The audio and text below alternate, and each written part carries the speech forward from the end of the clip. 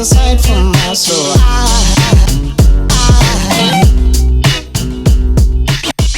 Hello my dears and welcome back to my channel. For those of you who don't know me, my name is Pamela and today's day 2 of my One Palette for a Week series. In case you missed day 1, it'll be linked down below for you guys to check it out. But if you're not curious or interested, just know I am working with the Revolution, the Emily Edit, the Wants palette.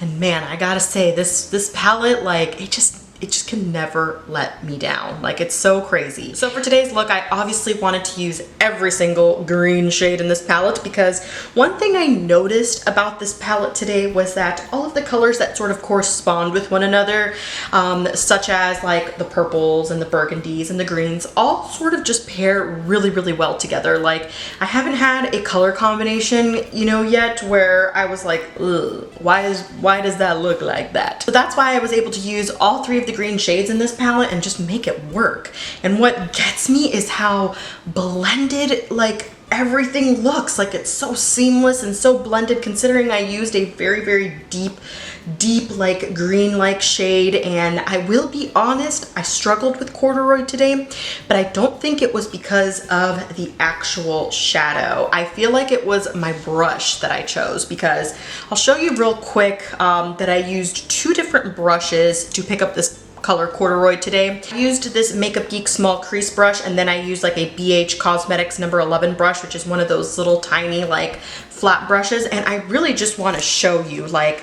how it wasn't the eyeshadow's fault, but it was my fault. So I'm going to go ahead and take this brush and dip into corduroy, and then I'm going to take this other brush and dip into corduroy again. And with this one, I was doing my outer work, and as you could see, it comes off like nothing, like patchy, and it just wasn't building up right. And this is me like really pressing that in. So I struggled in the video with that, and at first I thought like, oh come on, like please don't do this. Well, it definitely was the brush, because then I went in with this brush and you can already see that that just is so much better. Like, that definitely picked up the color a lot better, and as I continue to blend it without picking up additional product, it's automatically darker. So I did run into that, so I don't want to say that certain brushes are not going to work for this palette, but did notice that. So I just wanted to throw that in there because, like I said in the video, I did struggle, and I struggled a little bit longer than I wanted to, so I wasn't able to capture the other eye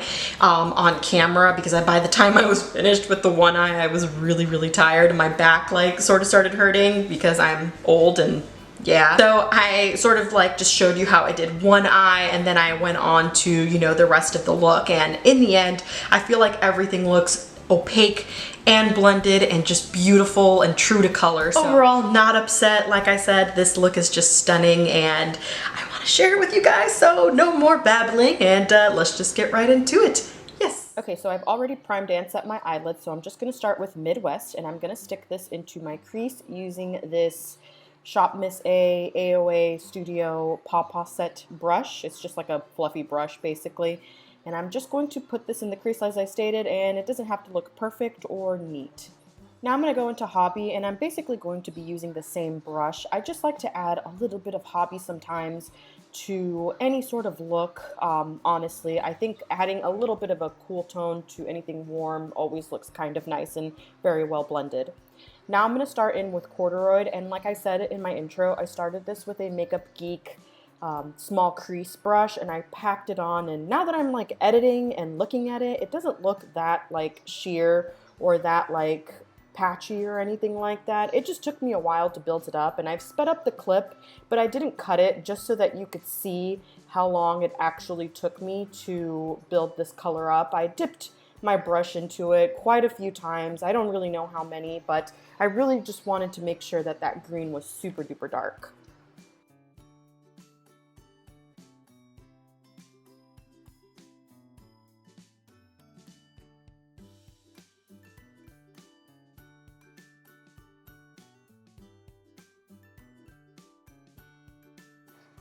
And now I'm just going to take a sort of clean little fluffy brush and just blend out that harsh line.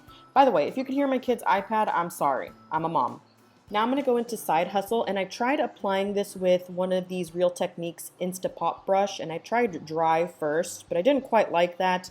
So then I wet my brush and went back into the shade, and I totally recommend doing that with any of these foiled shades in my opinion. They always just perform better, they look better, they give you little to no fallout, so always wet your brush when using any of these shimmering shades.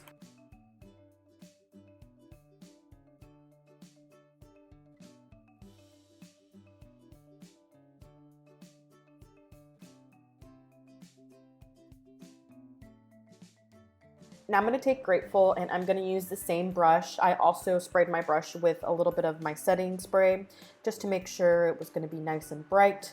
I am just simply blending this shade into Side Hustle, making sure it has a really nice gradient look effect to it.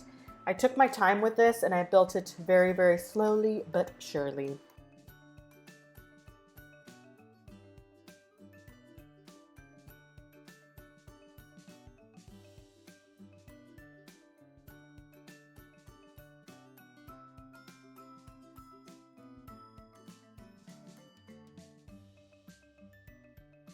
Using that same brush, I just picked up a little bit more corduroy just to apply on the top to make it look, you know, like that beautiful halo eye. And then I took the other Real Techniques Instapop brush. They come in a set of two. I'll link them down below, and I just used that to blend it out. Then I went in with this NYX Jumbo Stick in the shade Dark Brown, and I obviously lined my waterline as well as tight lined. Then I went back into corduroy on my little flat brush here, and I just packed that onto the lower lash line from outer corner into the inner corner. So like I mentioned in my intro, this little BH Cosmetics like flat definer brush packs on this corduroy shade so much better, so much more opaque than any of the other brushes that I used for this look. And I'm wondering if anybody's had issues with any of the mattes in this palette, because I really haven't. And I have one friend on Instagram who's made a comment on certain matte shades that haven't worked for her. So if you have an issue, like, I'd like to know.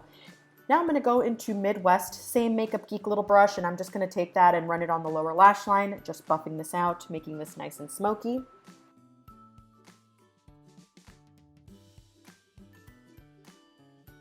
And now I'm going to go back into Grateful, and I'm going to highlight my inner corners with this shade.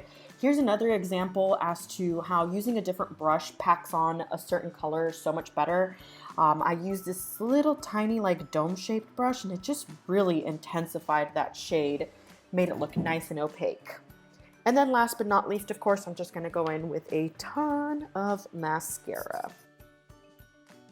And that's all I've got for you guys today, so hopefully you enjoyed day 2 of my One Palette for a Week series. I had so much fun creating this look, even though it took me a little bit long and I had to sit there and build up this color, you know, to its full opacity. But again, I'm not mad about that. I love building up my colors, and I absolutely love how this look came out. Like, this is definitely one of my favorite looks so far that has come out of this palette. And if you're curious, on my lips, I am wearing the e.l.f. Lip Plumping And if you're curious, on my lips, I am wearing the e.l.f. Lip Plumping Gloss in the shade Mocha Twist. I think it's almost time for a new bottle of this because I use it so much I could already see through it.